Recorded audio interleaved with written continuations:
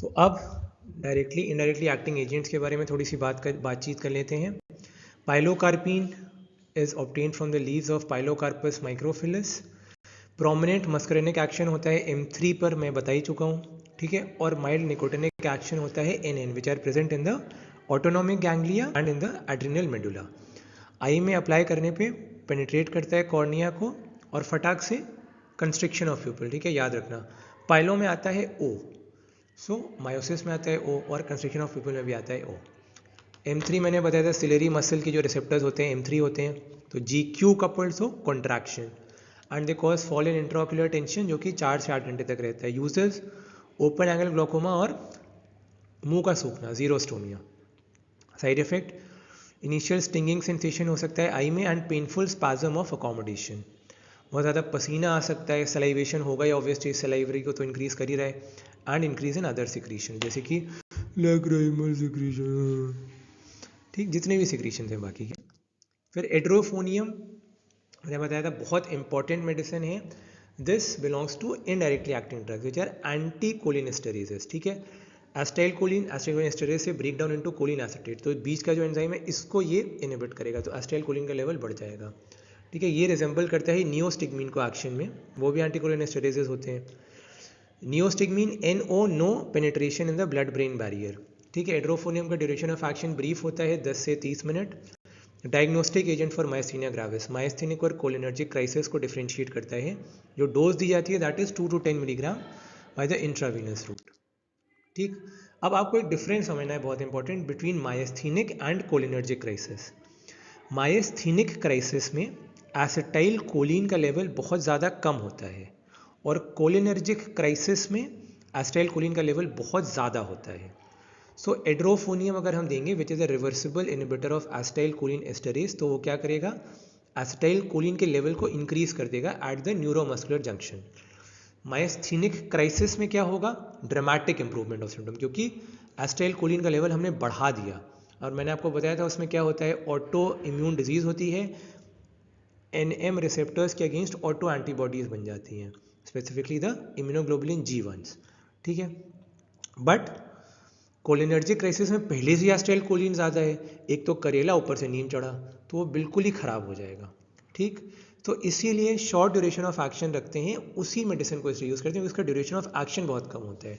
सो इसीलिए patients presenting with cholinergic crisis के लिए वो दे सकते हो कि अगर उनकी कंडीशन की वाट भी लगी तो वाट बहुत थोड़ी देर के लिए लगेगी, ज़्यादा देर के लिए नहीं, ठीक। फिर यूजेस ऑफ एंटीकोलिनेस्टेरेजेस, ग्लोकोमा में बता ही दिया था पाइलोकार्पिन, ओपन एंगल ग्लोकोमा, फिर to reverse the effect of mydriatic जैसे कि atropine is a mydriatic. After refraction error testing वापस आँख की पुतली का साइज छोटा करने में काम आ जाएगा, ठीक।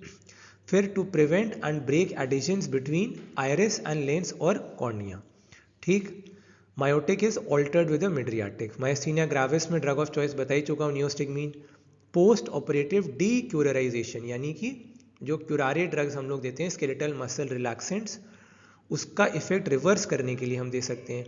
और पोस्ट ऑपरेटिव पैरालिटिक इलियस और यूरिनरी रिटेंशन में दे सकते हैं, क्योंकि ये क्या करेगा, कॉन्ट्रैक्ट करेगा ब्लैडर को, तो आउटफ्लो बढ़ाएगा।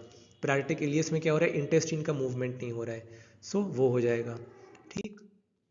अब बहुत इंपॉर्टेंट क्वेश्चन आते हैं, why is neostigmine use in myasthenia gravis. ये मैं आपको पहले भी बता चुका हूँ, फिर से एक्सप्लेन कर देता हूँ। नियोस्टिग्मीन जो होता है वो ब्लड ब्रेन बैरियर में पेनिट्रेट नहीं करता। मायस्थीनिया ग्राविस में क्या होता है, स्केलेटल मसल की डिजीज़ होती है मायस्थीनिया ग्राविस, ठीक है। तो स्केलेटल मसल की डिजीज़ होने की वजह से ब्लड ब्रेन बैरियर को पेनिट्रेट करेगा नहीं, तो सिर्फ स्केलेटल मसल पे काम करेगा, न्यूरोमस्कुलर जंक्शन पे, और सीएनएस साइड इफेक्ट्स होंगे नहीं। फाइसोस्टिग्मीन अगर दे देंगे तो फालतू के सीएनएस साइड इफेक्ट्स क्या को झेलने भाई फालतू में, ठीक।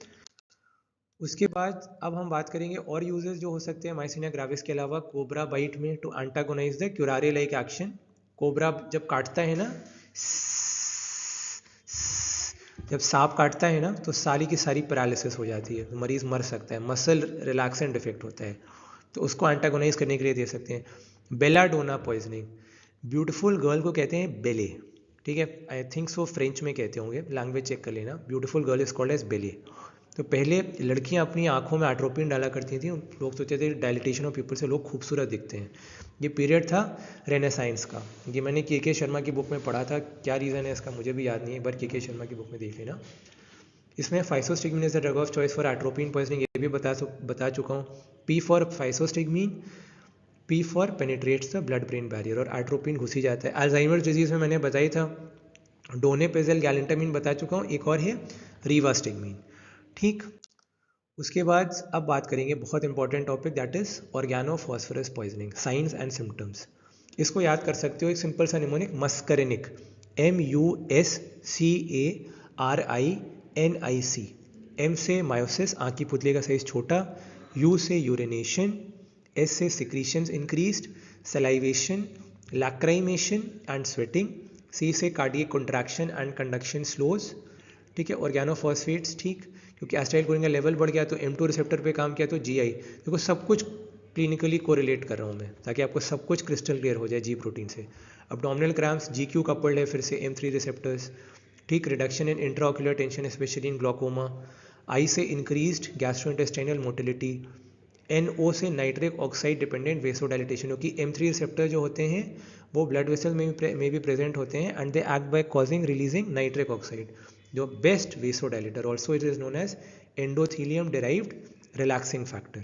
फिर आई से increased secretion from the gastrointestinal and the tracheobronchial tract. और सी से constriction of the tracheobronchial tract, क्योंकि M3 receptor smooth muscles glands में जहाँ भी होंगे तो वहाँ पे कंस्ट्रिक्शन होगा. टॉक्सिक मैनिफेस्टेशंस, इसको हफ्ते के दिनों से याद कर सकते हो. निकोटिनिक में फैसिकुलेशंस, फैसिकुलेशन बहुत छोटा सा muscle twitch, fasciculations of skeletal muscles leading to paralysis. Monday, Tuesday, Wednesday, Thursday, Friday. M से mydriasis, dilatation of pupil. T से टैकीकार्डिया. Wednesday weakness. T से थर्सडे हाइपरटेंशन.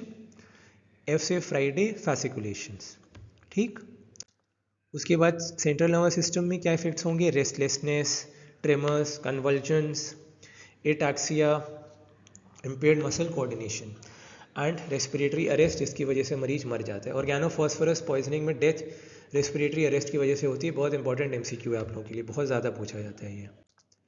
उसके बाद ट्रीटमेंट, सबसे पहले termination of further exposure to the poison, मरीज को दूर ले जाओ वहाँ से क्योंकि उसने इनहेल कर लिया उस इंसेक्टिसाइड को. तो take the patient to, patient या पेशेंट तो नहीं बोलेंगे, take the person to fresh air. Wash the skin and mucous membrane thoroughly with soap and water. ठीक है, साबुन से हाथ पाए सब उसके धो लो. Gastric lavage according to the need. Maintain patent airway. Positive pressure respiration if failing. ठीक है, अगर ज़रूरत पड़ी तो वेंटिलेटर पर भी लगाना पड़ सकता है. सपोर्टिव मेजर्स में maintenance of blood pressure, hydration and control of convulsions with judicious use of diazepam. फिर स्पेसिफिक एंटीडोट क्या होता है? एट्रोपिन. सारे केसेस, ऑल द केसेस, चाहे ऑर्गेनोफॉस्फेट पॉइजनिंग हो, ऑर्गेनोफॉस्फेट इंसेक्टिसाइड की हो, चाहे कार्बामेट, सब में तुरंत एट्रोपिन 2 मिलीग्राम इंट्रावीनस रूट से रिपीटेड एवरी 10 मिनट्स, हर 10 मिनट के इंटरवल पे 2 मिलीग्राम एट्रोपिन रिपीट करेंगे जब तक कि साइंस नहीं आ जाते एट्रोपिनाइजेशन के. और what are the signs of atropinisation? Dryness of mouth, गला सूखेगा. एट्रोपिन सारा काम उल्टा करेगा. M3 रिसेप्टर का एंटागोनिस्ट है ना, तो जैसे मैं एट्रोपिन हूँ तो मैं आके बैठ गया तो सारा काम उल्टा करेगा, गला सूखने लगेगा. ठीक, सब कुछ, सब सारे साइंस ऑफ एट्रोपिनाइजेशन बाद में धतूरा के नाम से याद करेंगे. पहले सबसे अर्लीस्ट साइन जो मिलेगा, मरीज ये बोलेगा जैसे ही उसको होश आएगा कि मेरा डॉक्टर साहब गला बहुत सूख रहा है. गला सूख रहा है इसका मतलब कि अब थोड़ा एट्रोपिन कम करें, जब तक कि एट्रोपिनाइजेशन के साइंस ना हो. और बाकी urinary retention, faecal retention, diplopia, blurring of vision, तब बाद में डिस्कस कर लेंगे. फिर मेंटेनेंस डोज के साथ ट्रीटमेंट करेंगे 1 से 2 हफ्ते तक. Cholinesterase reactivators, pralidoxime, this is injected intravenously slowly in a dose of 1 से 2 ग्राम. ये प्लीज ज़रूर याद रखिएगा, एट्रोपिन 1 से 2 मिलीग्राम, प्रालिडॉक्साइम 1 से 2 ग्राम. एंड प्रालिडॉक्साइम को सिर्फ और सिर्फ ऑर्गेनोफॉस्फोरस, ऑर्गेनोफॉस्फेट पॉइजनिंग में ही दिया जाता है. ठीक, इसका रीज़न भी आप लोगों को अभी मैं थोड़ी देर में एक्सप्लेन कर दूंगा कि क्यों ऐसा होता है. जैसे मैंने आप लोगों को बताया था प्रालिडॉक्साइम के बारे में, प्रालिडॉक्साइम के बारे में OO से याद रख सकते हो, 3O. ठीक है, ऑक्साइम, पहला ऑक्साइम्स, दूसरा O ओनली, और तीसरा O organophosphorus poisoning. So pralidoxime is used only for organophosphorus poisoning. दूसरा important point, it is never the life saving measure. जान मरीज की बचेगी तो एट्रोपिन की वजह से बचेगी, कभी भी प्रालिडॉक्साइम जान नहीं बचा सकता. ठीक, और एक बहुत इंपॉर्टेंट पॉइंट, पैराडॉक्साइम कभी कार्बामेट पॉइजनिंग में इफेक्टिव क्यों नहीं होता? सिंपल सा कॉन्सेप्ट, एसिटाइलकोलिन एस्टरेज एंजाइम की दो साइड्स होती हैं, एक होती है एस्टेरेटिक और दूसरी होती है anionic, organophosphates bind to the esteratic site, तो उसमें एनायोनिक साइड जो होती है वो खाली पड़ी रहती है, तो इसीलिए पैराडॉक्साइम जाता है चुप्पे चुप्पे से जाके एनायोनिक साइड पे बाइंड कर जाता है। बट कार्बामेट पॉइजनिंग में दोनों esteratic and the anionic site of acetylcholinesterase enzyme is occupied by carbamates, तो उसमें it's a failure. Last pinpoint pupil किसमें होता है? ऑर्गेनोफॉस्फोरस पॉइजनिंग में तो होता ही है, ओपी से याद कर लो, ओ से organophosphorus poisoning and opioids, P से phenol poisoning and pontine haemorrhage. Bye.